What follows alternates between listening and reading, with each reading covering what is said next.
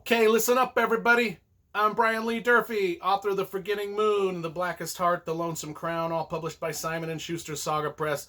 Today, I'm gonna review Lord Fal's Bane, book number 1 in the Chronicles of Thomas Covenant, written by Stephen R. Donaldson. That's right, this thing came out in 1977. It's one of these books. It's one of these... I've been collecting this author since I was a kid in the 1980s, when the Chronicles of Thomas Covenant was one of the hottest fantasy series out there. Got the whole shebang here. I got everything that Stephen Donaldson's written. The Gap series over here. These other Thomas Covenant books. More Dance Need, all of the Thomas Covenant books. We got them. Oh, and if you follow my channel, you know, if I ever do meet any of my favorite authors, I always get them to sign my books. You can see he signed that one too, Brian. Met him down at the World Fantasy Convention in Tempe, Arizona in 2004. Got my book signed. And man, these are magnificent books. You know, we always review the covers. I don't think there's a book cover out there on the planet. Planet? I think I meant to say planet. I don't think there's a book cover out there on the planet that is the quintessential 1980s fantasy book cover than this first book by Stephen R. Donaldson. 1977. That's not even an 80s cover. What am I talking about? It's a 1977 cover. The year Star Wars came out. Lord Fal's Bane. Look at that cover. This is a Darrell K. Sweet painting. And man, isn't that cover colorful? Doesn't that just pop? If you saw that on the bookshelf, just wouldn't that grab your attention? I mean, all these characters, this color, and then we follow it up with the rest of the trilogy. We get the blue theme with book 2, another Darrell K. Sweet cover. We get the green theme with book 3. We get the purple theme and you know, the gold theme back here, if you can see it. I love these covers, all of them done by the great fantasy illustrator Darrell K. Sweet. And if you don't know who he is, well, he was the one that painted 75% of the fantasy covers in the 70s and 80s, including The Wheel of Time. Enough with the covers, right? What is the story about? Well, this is unique, man. This is unique in the fantasy genre. This is, even if this came out today, it would be unique. But it came out in 1977, and it was super unique back then, in that it had shades of grimdark mixed with shades of J.R.R. Tolkien. It is like the mashup of the most grimdark stuff you've ever read and Lord of the Rings. There's no other way to explain it properly than that. It starts out in our own world with Thomas Covenant. He's an author, pretty famous author, but he has leprosy. I don't know how people catch leprosy. Don't know anything about leprosy, but for the purposes of this story, this dude has leprosy. And he walks around the town. People kind of avoid him because, well, parts of his body are falling off all over the place. You know, he's missing his fingers. His wife has left him because who wants to be married to a leper? I mean, who wants to be married to a guy who's sloughing off bits and pieces of his body everywhere he goes?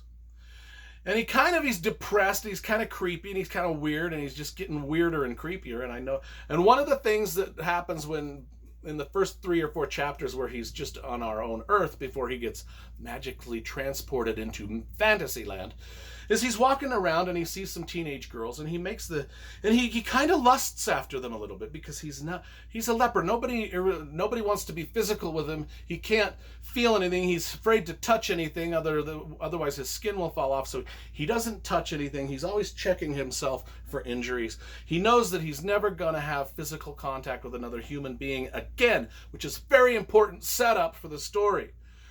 And he sees these teenage girls, and he kind of creeps after them a little bit, watches them, and in his mind he's thinking those, and he really like male gazes. He like looks at their bodies and the curves, and he's like, and the curves, and this is important. I know this people are turned off by this book just specifically because of a couple of scenes early on in the book, and which is fine if you're not into that kind of thing. That's fine. You can be turned off, and there's a lot of people that don't read this series because of what I'm going to talk about next.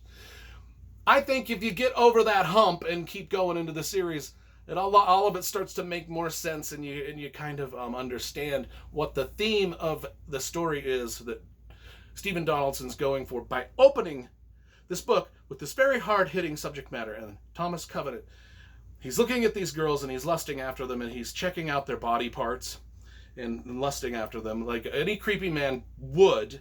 And he's just like, those are, I'll never be able to have that. That is for other men. I mean, those are curves for other men's enjoyment down the road. And you're kind of creeped out reading it, right?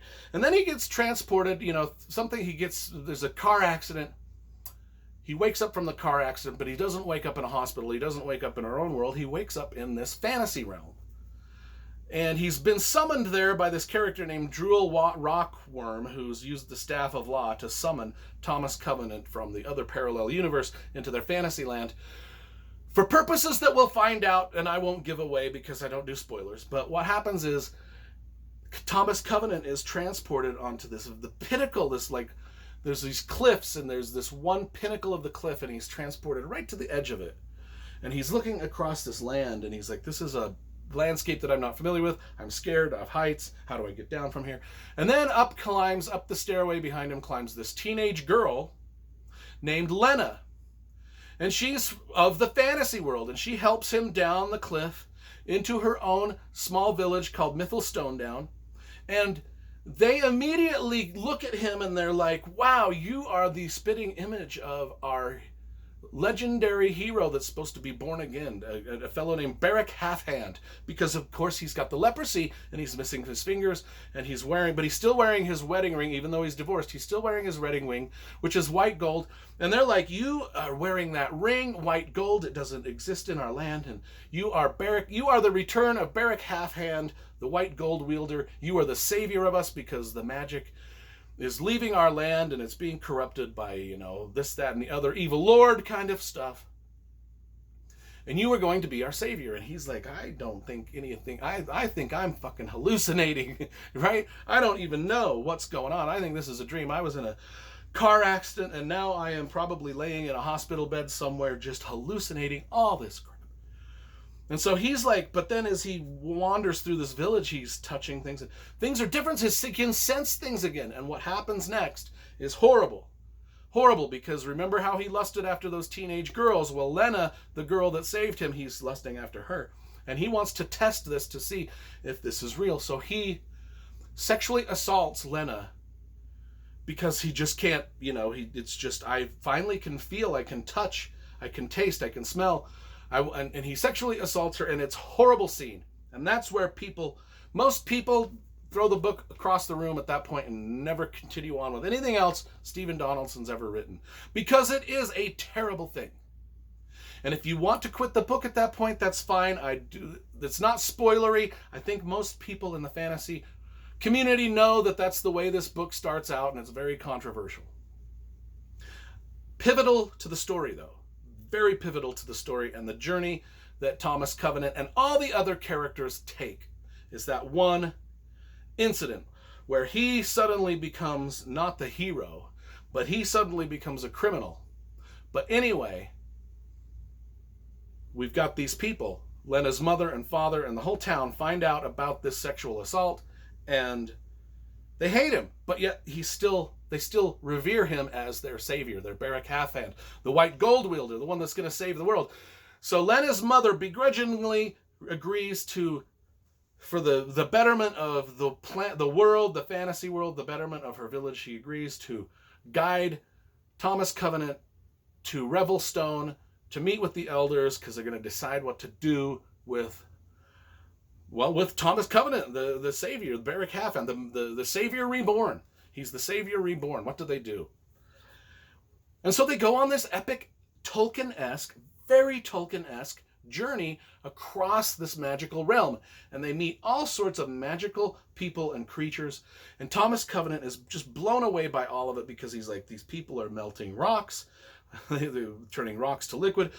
This thing called hurt loam it immediately heals flesh, and I'm like, I'm a new person. I am born again. He's like thinking to himself, I am born again. I was a leper, and now I am like the supposedly most powerful person I used to be the weakest person in my world. Now I'm the most powerful person in my world, or so they're telling me. And it's rare. It's got a lot of interesting themes running through the story that were just unique. They'd be unique now, but they were very super unique back then. And I remember as a teenager reading this, being disturbed by a lot of stuff and not liking Thomas Covenant at all as a character. And you don't, and you shouldn't. But he is the hero. He is the supposed savior. He is the hero. He is the quintessential fantasy, science fiction, and anti-hero. And a lot of people give up on a book because of the opening scenes, which I sort of spoiled for you, but they're not real spoilers because they happen right at the beginning, and they are the inciting incident for the plot.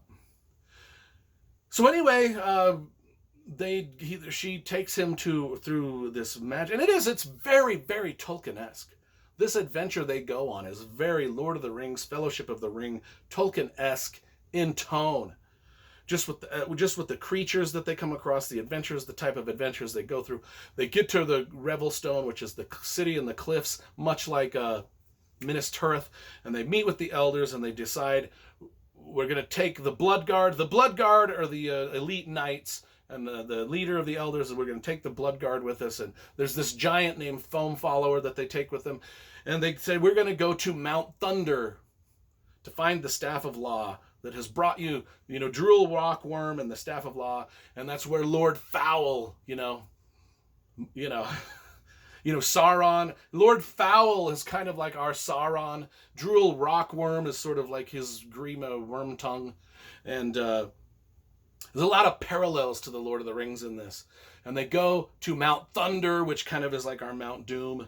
And it's a quest. They're all quests. Every one of these books is just quest-centered. But just keep in mind, our main character is this unlikely, unlikable son of a bitch. Criminal, like a rapist.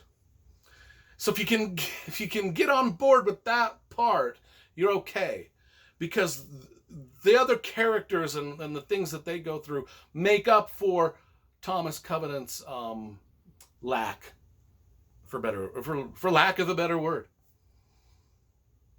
And it's one of those things. It's a classic. It's a modern fantasy classic. I mean, if there were fantasies that were like classic novels, like War and Peace or Charles Dickens, Thomas Covenant is going to be that classic.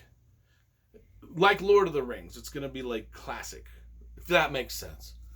Like they could actually make college courses centered around the themes in this book. That's what I'm getting at. I loved them as a kid. I read them and reread them a lot as a child just because I just loved fantasy. And these things are dripping in just fantasy. And the way that Stephen Donaldson writes is just beautiful. He's one of the better fantasy writers, just prose-wise, that we have. Just description and prose, very Tolkien-esque, very well done. Love these books. Love these books. If you can get past the first inciting incident, the rest of it is smooth sailing. Although you hate Thomas Covenant, he's a whiny son of a... He's just a douche. I'll be honest. That's not spoilery right there. Everybody knows that when they read this, they're following a lot of... It's like having the Fellowship of the Ring with the biggest douchebag in the middle of it, right? That's kind of why the grimdark tone is often applied to this. I love him, though. God, I love these books. I love everything. He's one of my favorite guys. I mean, I got all of his stuff. He's one of the better fantasy writers out there, still working today. But this came out in 1977. It was his first novel. Big hit. These were big hits. These were massive. These were like the Game of Thrones Name of the Wind of its day. I mean, everybody was carrying these around reading them. I give it 9.5 out of 10. It's that good.